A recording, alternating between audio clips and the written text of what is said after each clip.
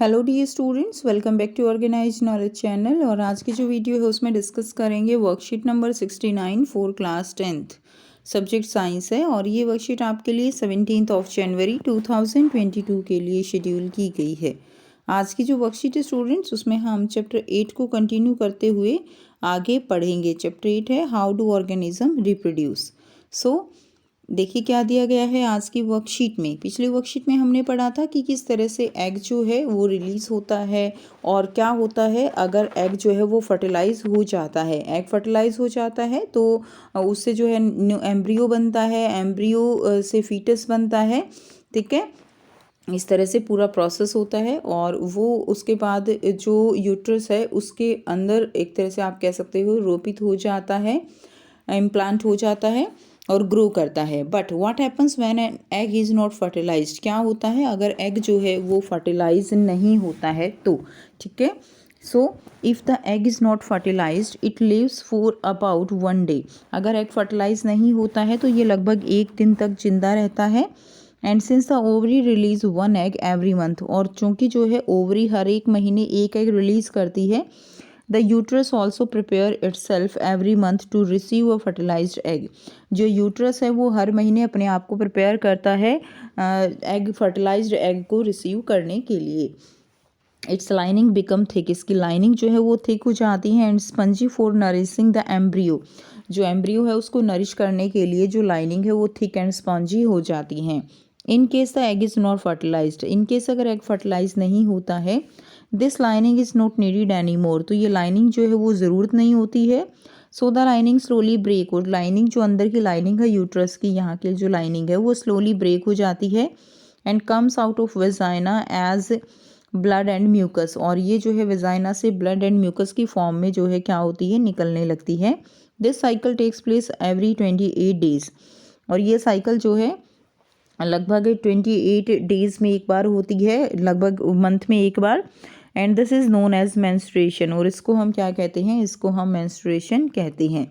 ठीक है, उसके बाद देखिए यहाँ पे आपको दिखाया गया है कि किस तरह से अगर एग फर्टिलाइज हो जाता है तो फर्टिलाइज्ड एग जो है वो 2 सेल स्टेज लगातार फर्दर डिवाइड होता रहता है। 4 सेल स्टेज बनती हैं, 8 सेल स्टेज बनती हैं, 16 सेल स्टेज, उसके बाद जो है क्या बनता है, ब्लास्टोसिस्ट बनता है। इस तरह से ये फर्दर जो है ग्रो करता रहता है। नेक्स्ट देखिए, next is sexually transmitted diseases, STDs. So many disease can be sexually transmitted, तो कुछ डिजीज़ है जो कि सेक्सुअली ट्रांसमिटेड डिजीज़ हैं, लाइक क्योरेबल, यानी जिनको क्योर किया जा सकता है। ठीक है, लाइक सिफिलिस या गोनेरिया है कॉज्ड बाय बैक्टीरिया, तो जो सिफिलिस और गोनेरिया है वो बैक्टीरिया से कॉज होती हैं, जबकि जो वार्ड्स है that caused by fungi. Next देखिए, नॉन क्योरेबल में है एड्स। एड्स की फुल फॉर्म क्या है, that is acquired immuno deficiency syndrome, ये एड्स की फुल फॉर्म रहेगी। And caused by HIV, HIV जो वायरस है, ह्यूमन इम्यूनो डेफिशिएंसी वायरस, इसके द्वारा ये एड्स जो है वो फैलता है। और आपने पहले भी पढ़ा हुआ है, एड्स जो डिज़ीज़ है, सिंड्रोम है, एक्चुअली ये डिजीज़ इसको नहीं कहेंगे, इट्स अ जो है सिंड्रोम। ठीक है, तो ये जो एसटीडी है, ये जो सिंड्रोम है, ये कैसे फैलता है, अगर किसी को ऑलरेडी एड्स है और उसकी निडल का यूज़ जो है कर लिया जाता है तो फैल जाता है। अगर गर्भवती माँ है तो और उसको एड्स है तो बच्चे में मिलेगा। इसी तरह अगर किसी को जो है इन्फेक्टेड ब्लड जो है उसको चढ़ा दिया जाता है तो भी उसको एड्स हो जाएगा। नेक्स्ट देखिए, family planning and methods of contraception. तो family planning and methods of contraception में सबसे फर्स्ट है मैकेनिकल बैरियर।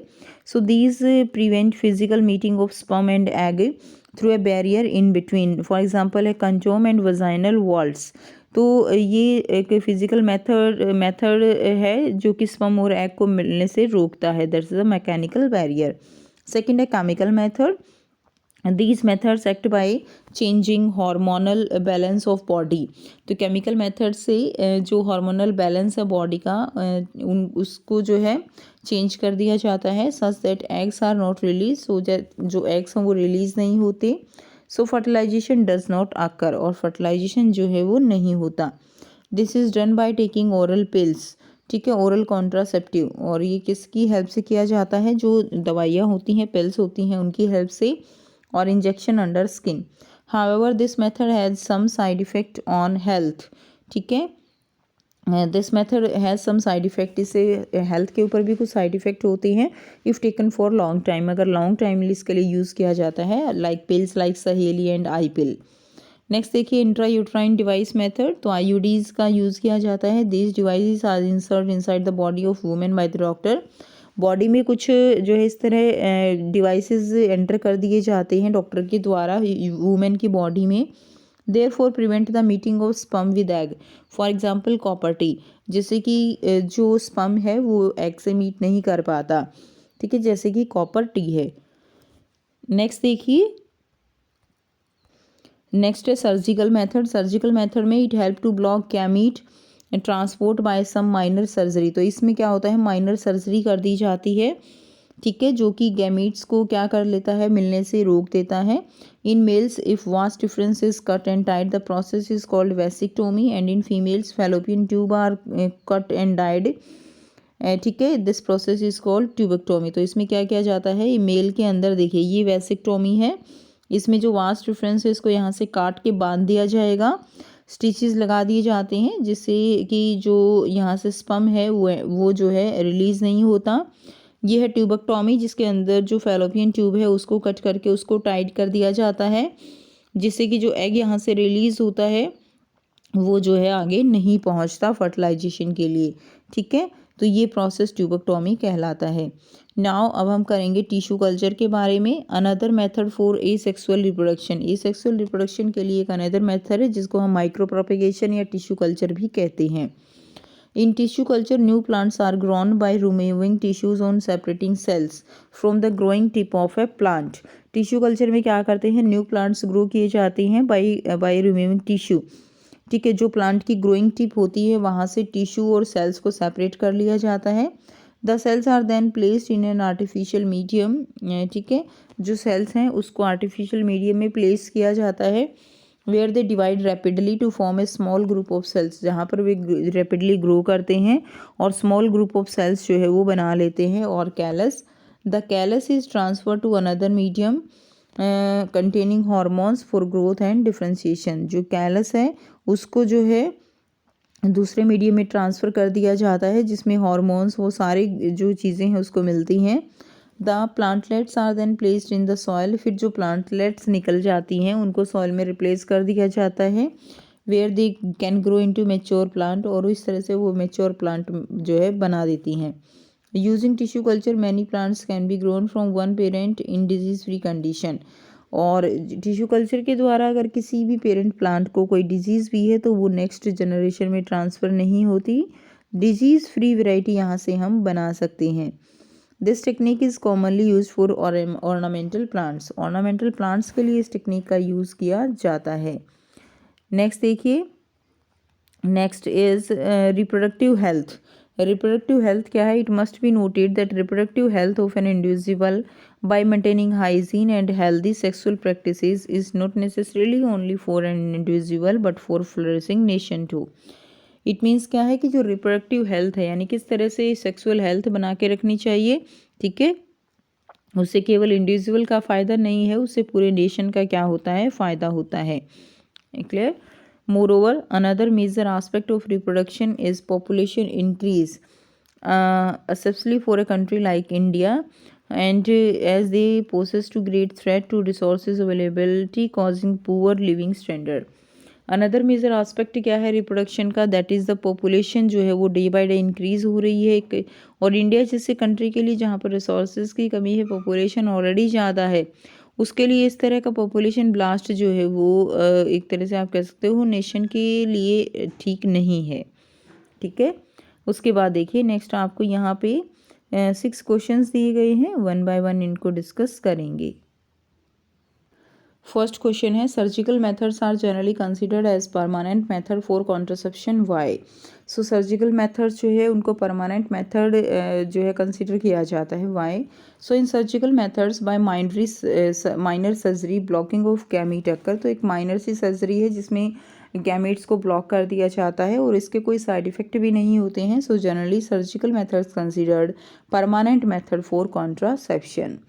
नेक्स्ट देखिए, India needs to adopt a stronger family planning law, do you agree, why? So family planning program benefits not only for parents and children but also to society and nation by being able to keep the number new birth under control, allows for less population growth, so use of resources properly.